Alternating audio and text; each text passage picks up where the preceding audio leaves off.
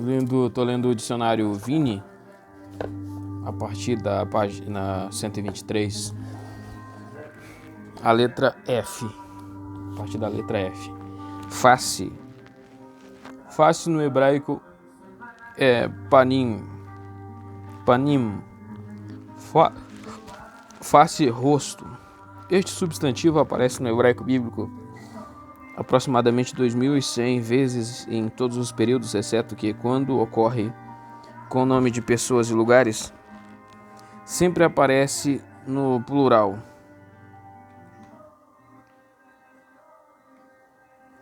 Também é atestado no garítico, acadiano, fenício, moabita e etiópico. Em seu significado mais básico, este substantivo se refere à face de algo. Primeiro se refere ao rosto de um ser humano, então caiu Abraão sobre o seu rosto e falou Deus com ele, Gênesis 17:3. Em aplicação mais específica, a palavra representa o olhar no rosto ou o semelhante. Irou-se Caim fortemente e descaiu-lhe o semblante. Gênesis 4:5. Pagar algo na face de alguém é pagar-lhe pessoalmente. Deuteronômio 7:10. Em tais contextos, a palavra conota a pessoa. O termo panim também pode ser usado para aludir à superfície ou o lado visível de algo, como em Gênesis 1:2. O Espírito de Deus se movimenta sobre a face das águas. Em outros contextos, a palavra representa o lado da frente. E ajuntará 5 destas cortinas para si e as outras 6 cortinas também por si. E dobrarás a 6ª cortina diante da tenda, Êxodo 26:9. Quando aplicada a tempo, a palavra precedida pela preposição lê, significa antigamente outrora. Dantes os horeus também habitaram em Seir, Deuteronômio 2:12. Este substantivo é por vezes usado antropomorficamente para se referir a Deus. A Bíblia fala de Deus como se ele tivesse uma face, porquanto tenho visto o teu rosto, como se tivesse visto o rosto de Deus. Gênesis 33:10. A Bíblia ensina claramente que Deus é um ser espiritual e não deve ser descrito por imagem ou qualquer semelhança. Êxodo 20:4. Portanto, não havia imagem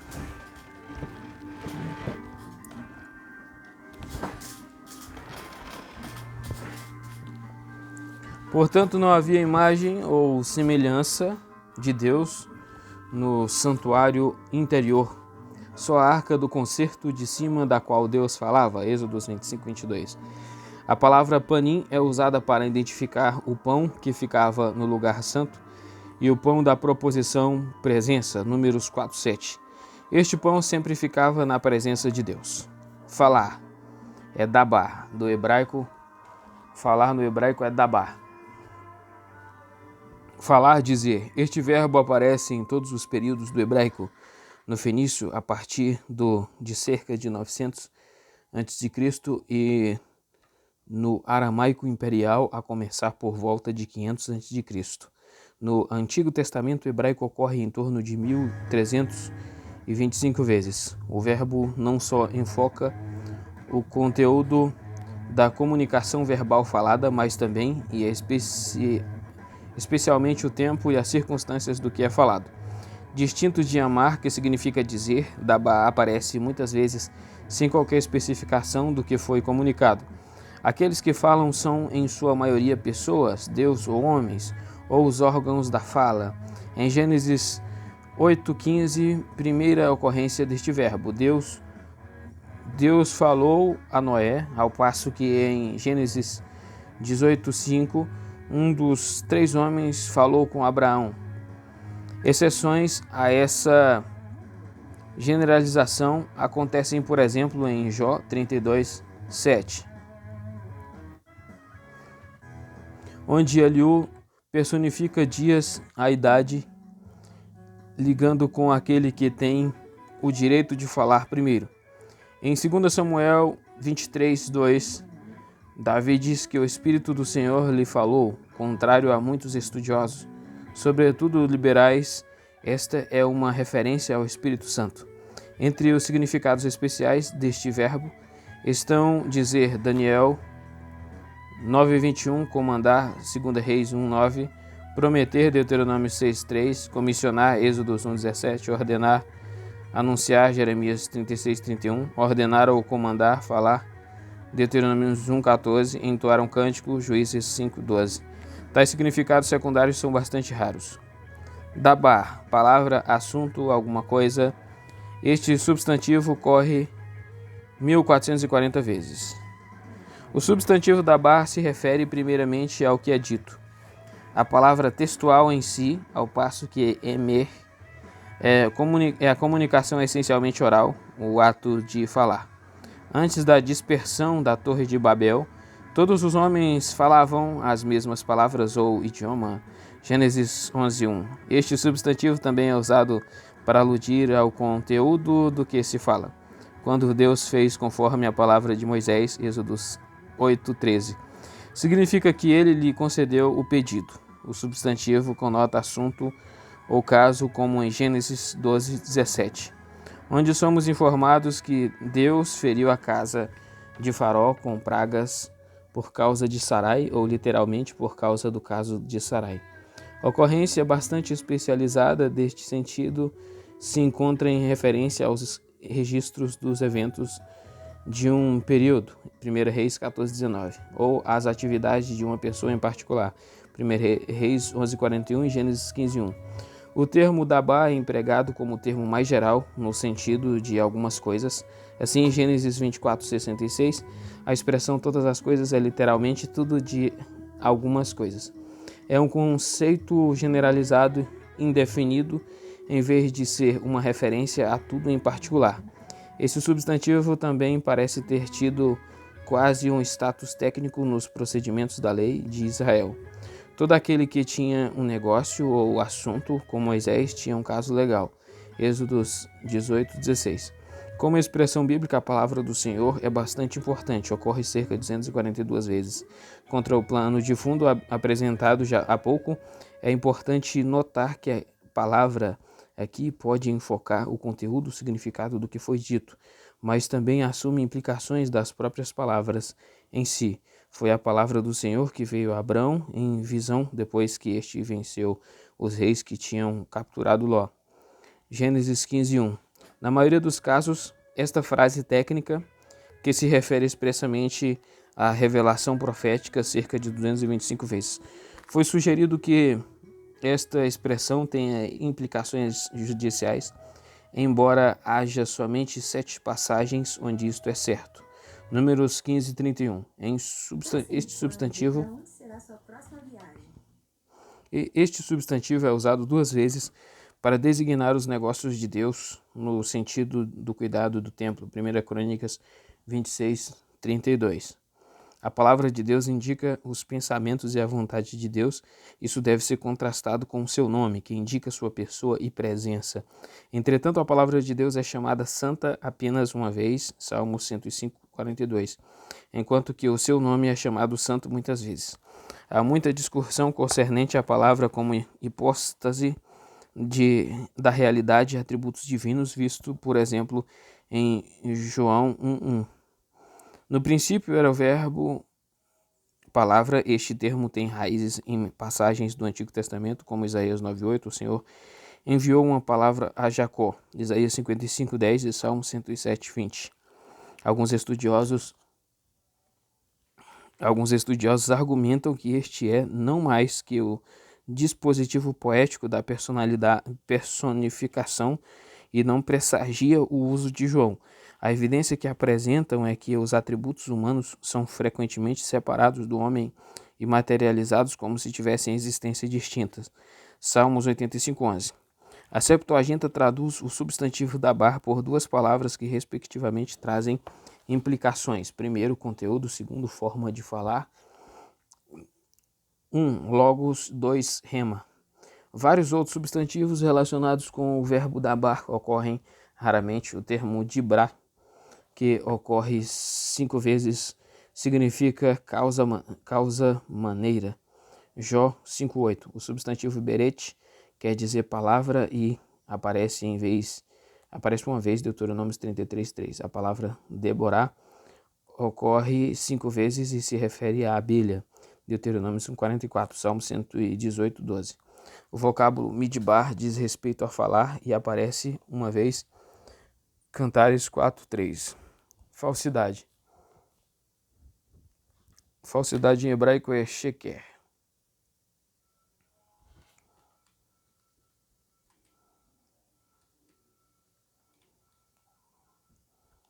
Em hebraico é sheker, falsidade e mentira. A presença dessa raiz está limitada ao hebraico e aramaico antigo. A palavra sheker ocorre 113 vezes no Antigo Testamento. É rara em todos os livros, menos nos poéticos e proféticos. E mesmo nesses livros, seu uso se concentra nos Salmos 24 vezes, em Provérbios 20 vezes, Jeremias 37 vezes. A primeira ocorrência está em Êxodo 5:9. Agrave-se o serviço sobre estes homens, para que se ocupem nele e não confiem em palavras de mentira. Em cerca de 35 passagens, Sheker descreve a natureza do discurso falso, falar. Isaías 59:3, ensinar, Isaías 9:15, profetizar, Jeremias 14:14 e mentir,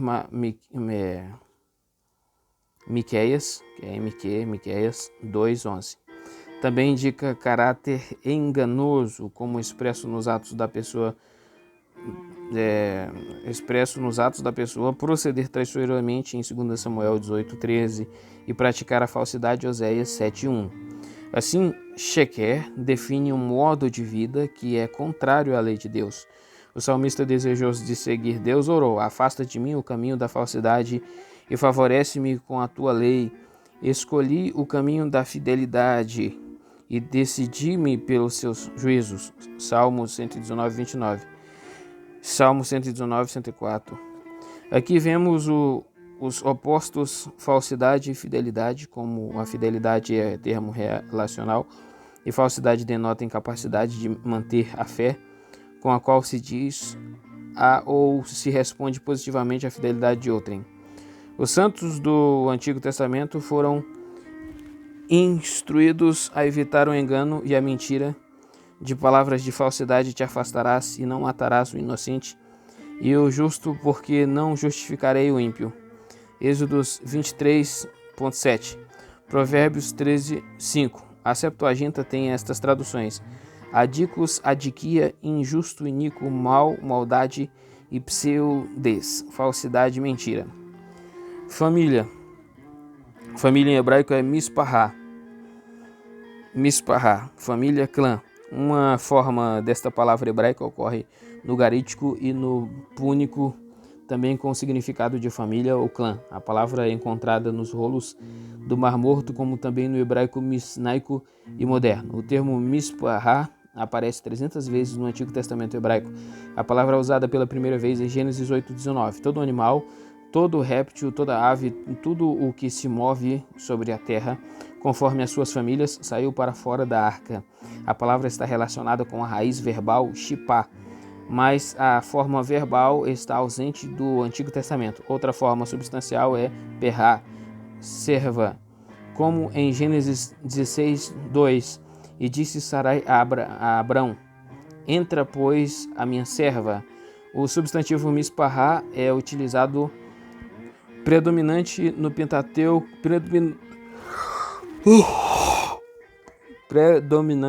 no Pentateuco, até 154 vezes em números e nos livros históricos, mais raramente na literatura poética, 5 vezes, e nos escritos proféticos. Todos os integrantes de um grupo que estavam relacionados por sangue e que ainda sentiam um senso de consanguinidade pertenciam ao clã ou à família de modo geral. Saul argumentou que, visto que ele pertencia ao menor dos clãs, ele não tinha direito à monarquia. 1 Samuel 9:21. Este significado determinava a extensão da família de Raabe, que foi poupada em Jericó. Tiraram também a todas as suas famílias e puseram-nos fora do arraial de Israel. Josué 6:23. Assim, o clã era a divisão importante dentro da tribo. O livro de Números apresenta o censo dos líderes e o número das tribos de acordo com as famílias. Números 1:4. Em casos importantes, onde a vingança era desejada, o clã inteiro podia ser considerado. E eis que toda a linhagem se levantou contra a tua serva e disseram: dá-nos aquele que feriu a seu irmão para que o matemos, por causa da vida de seu irmão e quem matou, e para que destruamos também o herdeiro. Assim apagarão a brasa que me ficou, de sorte que não deixam a meu marido nome nem resto sobre a terra. 2 Samuel 14:7. Uma extensão adicional do significado de divisão ou clã é o uso idiomático de classe ou grupo, como as famílias dos animais que deixaram a arca, Gênesis 8:19. Ou as famílias das nações, Salmos 22:28. Gênesis 10:5. Mesmo a promessa de Deus a Abraão tinha referência a todas as nações. E abençoarei os que te abençoarem, amaldiçoarei os que te amaldiçoarem, e em ti serão benditas todas as famílias da terra. Gênesis 12:3. O significado estrito de Mispará é similar ao uso que fazemos do termo família e semelhante ao significado da palavra no hebraico moderno. Abraão enviou seu servo aos parentes que tinha em Padã Arã, a fim de buscar uma esposa para Isaque, Gênesis 24:38. A lei da redenção se aplicava aos parentes próximos numa família. Depois que se houver vendido, haverá resgate para ele. Um de seus irmãos o resgatará, ou seu tio ou filho de seu tio o resgatará, ou um dos seus parentes de sua família o resgatará, e se sua mão alcançar riqueza, se resgatará a si mesmo. Levíticos 25, 48 e 49. Na Septuaginta, várias palavras são dadas como tradução de Mispará: demos, povo, população, multidão, fule, tribo, nação, povo, e pátria, família, clã. Fartar-se é saba, satisfazer-se, fartar-se, encher-se. Esta palavra é encontrada no acadiano e no garítico, como também em todos os períodos do hebraico. Ocorre umas 96 vezes no Antigo Testamento hebraico. Em sua primeira ocorrência no texto do Antigo Testamento, Saba expressa a ideia de encher-se e fartar-se. Isso será quando o Senhor à tarde vos der carne para comer, e pela manhã pão a fartar. Êxodo 16:8.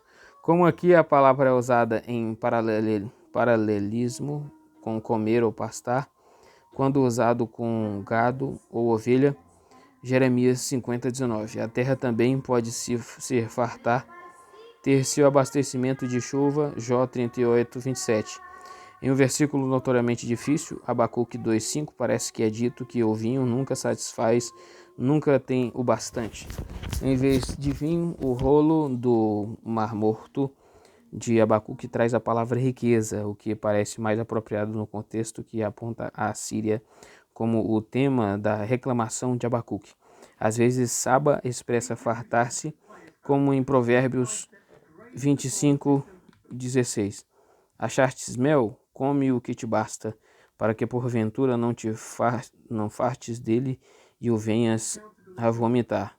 Deus também pode ficar farto, sobretudo quando os homens oferecem sacrifícios com os motivos errados. Já estou farto dos holocaustos de carneiros, Isaías 1:11. O sábio notou que o que segue os ociosos se fartará de pobreza. Provérbios 28:19. A tradução terá bastante pobreza, não é suficientemente forte.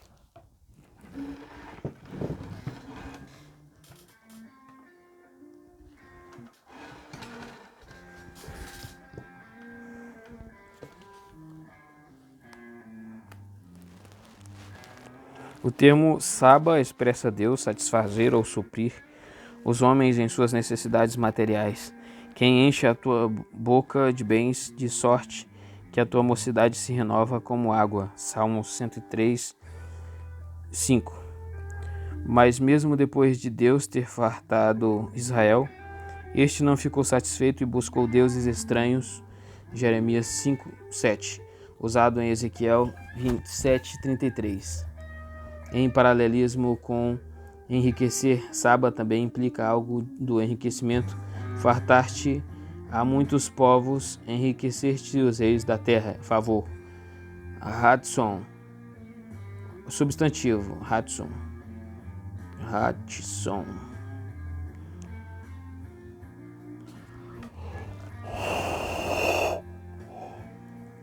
Favor, benevolência, aceitação, vontade, desejo, prazer. As 56 ocorrências desta palavra estão espalhadas ao longo da literatura do Antigo Testamento. O termo Hudson representa uma reação concreta do superior com o inferior. Quando usado em relação a Deus, Hudson descreve o que é mostrado em suas bênçãos, e com o mais excelente da terra, e com a sua plenitude, e com a benevolência daquele que habita na sarça. Deuteronômio 33:16. Assim, Isaías fala do dia, ano ou tempo do favor divino, em outras palavras, o dia do Senhor, quando todas as bênçãos do concerto serão empilhadas sobre o povo de Deus. Isaías 49:8. Na literatura sapiencial, esta palavra é usada no sentido de o que os homens podem dar. O que busca cedo o bem busca favor. O que busca cedo o bem busca favor. Mas o que procura o mal, este lhe sobrevirá. Provérbios 11:27. Em Provérbios 14:35, Hudson se refere ao que um rei pode ou vai fazer por alguém de quem ele gosta. Esta palavra descreve a posição que a pessoa desfruta diante de um superior que está com boa disposição para com ele. Esta acepção só é usada em referência a Deus e frequentemente em contexto cultural. E estará a lâmpada de ouro puro com a gravação santidade ao Senhor, continuamente na sua testa do sumo sacerdote, para que tenham aceitação perante o Senhor. Êxodos 28:38. Ser aceito significa que Deus subjetivamente se sente bem disposto para com o solicitante. A palavra Hudson também significa decisão voluntária ou arbitrária. Esdras disse ao povo de Israel que fizesse a vontade de Deus, se arrependesse e observasse a lei de Moisés. Esdras 10:11. Esta lei foi ditada pela própria natureza de Deus. Sua natureza o levou a se preocupar com o bem-estar físico do seu povo. Em última instância, suas leis eram altamente pessoais. Eram simplesmente o que Deus queria que seu povo fosse e fizesse. Assim, o salmista confessou seu deleite em fazer a vontade de Deus ou de sua lei. Salmos 48. Quando o homem age de acordo com a sua própria vontade, ele faz o que quer. Vi que o carneiro dava marradas para o ocidente e para o norte e para o meio-dia, e nenhum dos animais podia estar diante dele. Nem havia quem pudesse livrar-se da sua mão, e ele fazia conforme a sua vontade e se engrandecia. Daniel 8:4. No Salmo 145:16, a palavra Hudson significa desejo ou o que a pessoa deseja. Este é 1:8. Esta ênfase é encontrada em Gênesis 49:6, primeira ocorrência. E na sua vontade trouxeram um desastre sobre si mesmos. Hatsat, em ter prazer com ou ser favorável a, estar encantado com, deleitar-se, fazer amizade com, ser graciosamente recebido, tornar-se favorecido. Este verbo, que ocorre 50 vezes no Antigo Testamento, tem cognatos no garítico, aramaico, siríaco e árabe. Gênesis 33:10 contém uma ocorrência desta palavra: se agora tenho achado graça a teus olhos. Agora é fazer bem. Fazer bem no hebraico é yatab. A palavra fazer bem, yatab no hebraico. Ser bom, fazer bem, alegrar-se, agradar. Essa palavra é encontrada em vários idiomas semíticos e é muito comum no hebraico antigo e moderno. O termo yatab é encontrado cerca de 100 vezes no hebraico bíblico. Esta forma verbal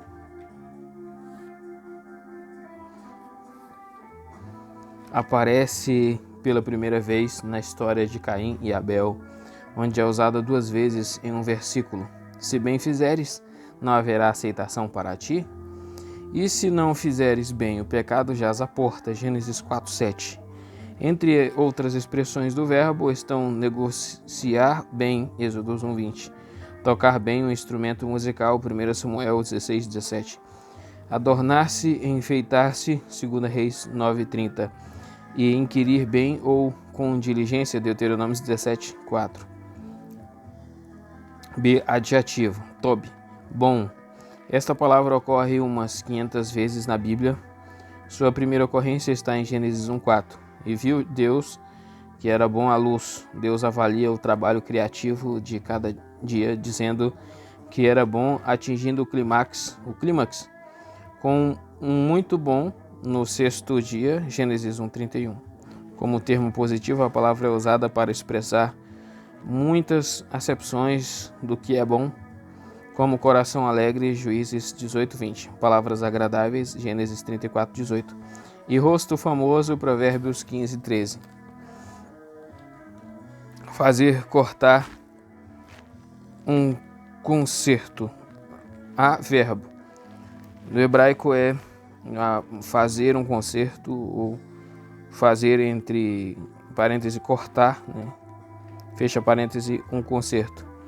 No hebraico, fazer um concerto seria karat, cortar, derrubar, árvores, cair, cortar ou fazer. Um concerto ou acordo. Este verbo também aparece no acadiano, moabita e no hebraico pós-bíblico. No hebraico bíblico é atestado por volta de 290 vezes e em todos os períodos. Basicamente, karat significa cortar algo com uma lâmina. A acepção depende da coisa que está sendo cortada. No caso de um ramo, corta-se, Números 13:23. E brande-se o machado para cortar a árvore, Deuteronômio 19:5. A palavra também é usada para aludir a cortar ídolos de madeira, Êxodos 34:13. O termo karat significa cortar a cabeça e pés de um homem, 1 Samuel 5:4. Em Jeremias 34:18, este verbo quer dizer cortar em 2 pedaços. Cortar implica também em cortar no sentido de circuncidar. Em Êxodos 4:25, Zípora tomou uma faca de pederneira e cortou o prepúcio do seu filho. Em uso relacionado, mas diferente, esta palavra ocorre em Números 11:33, onde significa mastigar carne. Cortar quer dizer exterminar ou destruir. Deus falou a Noé que não será mais destruída toda carne pelas águas do dilúvio. Gênesis 9:11. Primeira ocorrência da palavra, o termo karat, pode ser usado para se referir à exterminação espiritual e social. O indivíduo cortado desta maneira não é necessariamente morto, mas pode ser tirado da família e destituído das bênçãos do concerto. Deus falou a Abraão que o macho com prepúcio, cuja carne do prepúcio não estiver circuncidada, aquela alma será extirpada dos seus povos. Quebrantou o meu concerto. Gênesis 17:14. Um dos usos mais conhecidos deste verbo é fazer um concerto. O processo pelo qual Deus fez um concerto com Abraão é chamado cortar. Naquele mesmo dia fez o Senhor um concerto com Abraão. Gênesis 15:18. A palavra concerto aparece 9 vezes antes desta em Gênesis, mas não está relacionado com karat. Um sinônimo deste verbo surge neste contexto imediato, Gênesis 15:10, e está relacionado diretamente com o processo de fazer um concerto. Além disso, daqui por diante, em Gênesis e ao longo da Bíblia, karat está associado com fazer um concerto. Este verbo constitui termo muito técnico para aludir a fazer um concerto. Em Gênesis, alude ao ato pelo qual os animais eram cortados em 2 e a parte que aceitava o juramento passava entre os pedaços. Este ato não foi criado por Deus para lidar especificamente com Abraão, mas era prática conhecida naqueles tempos entre muitos homens. Mais tarde, cortar um concerto não incluía necessariamente este ato, mas parece ser uma insinuação ao processo do concerto abraâmico, Jeremias 34:18. Em tal concerto, a palavra passava pelos pedaços, comprometendo sua fidelidade ao concerto.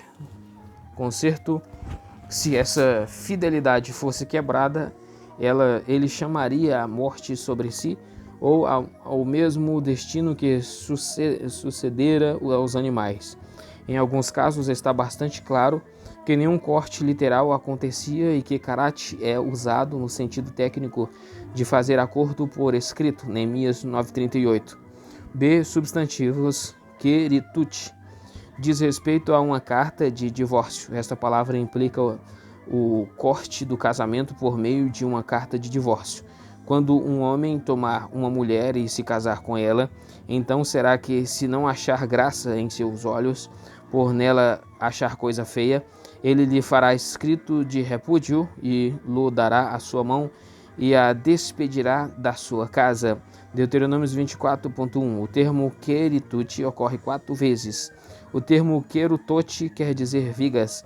Este substantivo, que aparece só 3 vezes, refere-se em 1 Reis 6,36 a vigas no sentido de coisas cortadas. Também edificou o pátio interior de 3 ordens de pedras lavradas e de uma ordem de vigas de cedro. Fechar. Sagar. Fechar, cerrar, encerrar ou encarcerar. Encontrado no Ugarítico Antigo, este verbo também é comum no hebraico antigo e moderno. Ele é achado umas 80 vezes no texto do Antigo Testamento hebraico. O verbo sagar é usado pela primeira vez no Antigo Testamento na história da criação da mulher feita a partir da costela do homem. Então o Senhor Deus tomou uma das suas costelas e cerrou a carne em seu lugar. Gênesis 2:21. O uso óbvio deste verbo é expressar o fechamento de portas e portões, e o empregado deste modo muitas vezes no texto. Gênesis 18:10 e Josué 2:7. Usos mais especializados são a gordura que encerrou a lâmina de uma espada, Juízes 3:22, e o fechamento das aberturas nos muros da cidade, 1 Reis 11:27. Figurativamente, os homens podem fechar o coração, a compaixão, Salmos 17:10. Na sua gordura se encerram, sendo que gordura simboliza um coração indiferente. Nos livros de 1 e 2 Samuel, sagar é utilizado no sentido especial de entregar, implicando que todos os meios de fuga estão fechados. Hoje mesmo o Senhor te entregará na minha mão. 1 Samuel 17, 1 Samuel 24:18 e 2 Samuel 18:28. Em Levíticos 13:14, nos quais o sacerdote age como um inspetor médico de doenças contagiosas, sagar é empregado várias vezes no sentido de encerrar, isolar um doente de outras pessoas, Levíticos 13:5. O sentido mais extremo de encarcerar é encontrado em Jó 11:10, se dele destruir e encerrar ou juntar, quem o impedirá? Festa, Hag. Festa, sacrifício da festa. Os cognatos deste substantivo aparecem no aramaico, siríaco e árabe. O hebraico bíblico o atesta aproximadamente 62 vezes e em todos os períodos, exceto na literatura sapiencial. Esta palavra se refere em especial a uma festa observada por uma peregrinação. Este é o significado em sua primeira ocorrência bíblica, quando Moisés disse a Faraó: havemos de ir com nossos meninos e com os nossos velhos, com os nossos filhos e com as nossas filhas e com as nossas ovelhas e com os nossos bois, havemos de ir, porque festa do Senhor temos. Êxodos 10:9, o termo Hag ou Hag descreve as 3 festas da peregrinação anuais de Israel, que eram celebradas com procissões e danças. Estas festas especiais são distintas dos dias santos, as solenidades, Ezequiel 45:17, das festas da lua nova e dos sábados, Oséias 2:11. Há 2 usos singulares de Hag. Primeiro, Arão proclamou festa ao Senhor ao pé do Monte Sinai. Esta festa não envolvia peregrinação, mas era celebrada com ofertas queimadas, refeições comunais, cantos e danças. Tudo foi irritante a Deus. Êxodos 32:5-7. Em 2 passagens, Hag representa a vítima sacrificada a Deus. Talvez durante um dos 3 sacrifícios anuais, atai a vítima da festa com cordas e levai-a até os ângulos do altar. Salmo 118:27 e Êxodos 23:18. Fidelidade.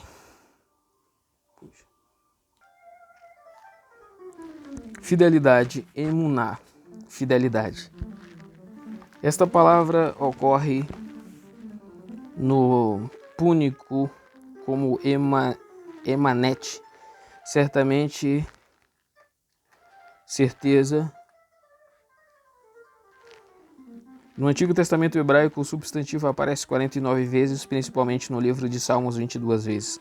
A primeira ocorrência da palavra se refere às mãos de Moisés, porém as mãos de Moisés eram pesadas, por isso tomaram uma pedra e a puseram debaixo dele, para sentar-se sobre ela. E Arão e Hur sustentaram as suas mãos, um de um lado e outro de outro. Assim ficaram as suas mãos firmes até que o sol se pôs. Êxodo 17, 12. O significado básico de emuná é certeza e fidelidade. O homem pode se mostrar fiel em suas relações com os membros da raça humana, 1 Samuel 26, 23. Mas geralmente a pessoa a quem se é fiel é o próprio Senhor. Assim andai em temor do Senhor, com fidelidade e com coração inteiro. 2 Crônicas 19:9. O Senhor manifestou sua fidelidade ao seu povo. Ele é a rocha cuja obra é perfeita, porque todos os seus caminhos juízo são. Deus é a verdade e não há nele injustiça. Justo e reto é. Deuteronômio 32:4. Todas as suas obras revelam sua fidelidade. Salmos 33:4. Os seus mandamentos são a expressão de sua fidelidade. Salmos 119:86. Os que os buscam acham-se no caminho da fidelidade. Escolhi o caminho da verdade e propus-me seguir os teus juízos. Salmo 119:30. O Senhor procura aqueles que buscam fazer sua vontade de todo o coração. Os caminhos destas pessoas são estabelecidos e a bênção do Senhor encontra-se nelas. O homem infiel abundará em bênçãos, mas o que se apressa a enriquecer não ficará sem castigo. Provérbios 28:20.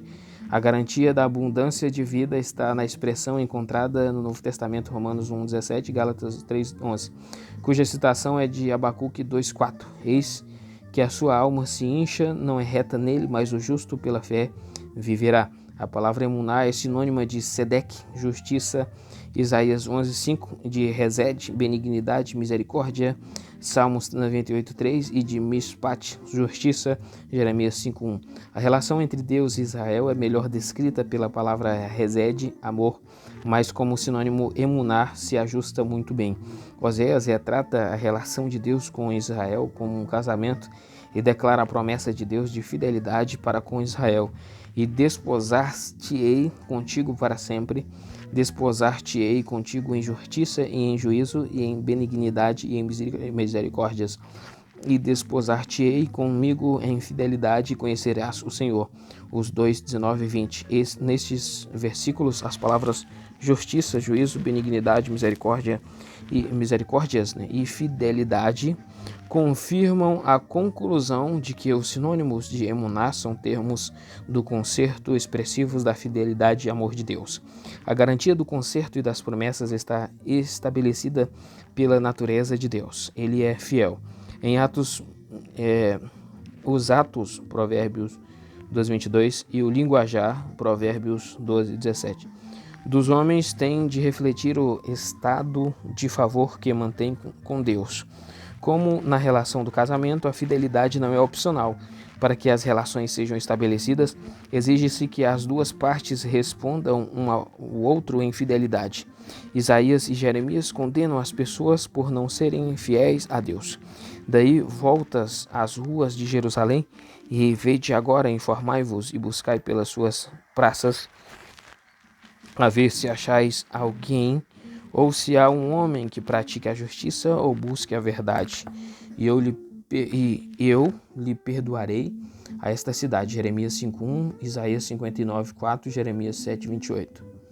A fidelidade será estabelecida na era messiânica, Isaías 11:5. A expectativa profética foi cumprida em Jesus Cristo, à medida que seus contemporâneos testemunharam nela a graça, resede e a verdade emuná de Deus, porque a lei foi dada por Moisés, a graça e a verdade vieram por Jesus Cristo. Deus nunca foi visto por alguém, o Filho unigênito que está no seio do Pai, este o fez conhecer. João 1:17. É significativo que João tenha posto estes dois termos lado a lado, mesmo como são encontrados juntos no Antigo Testamento. As traduções da Septuaginta são aletheia, veracidade e confiança, proibidade, verdade e realidade, e pistos, fidelidade, fidedignidade, fidelidade, confiabilidade, descanso, confiança, fé.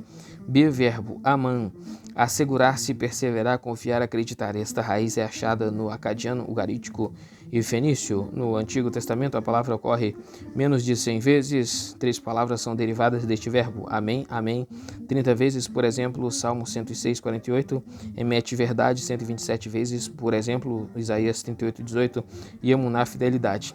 Fim. A palavra fim, no hebraico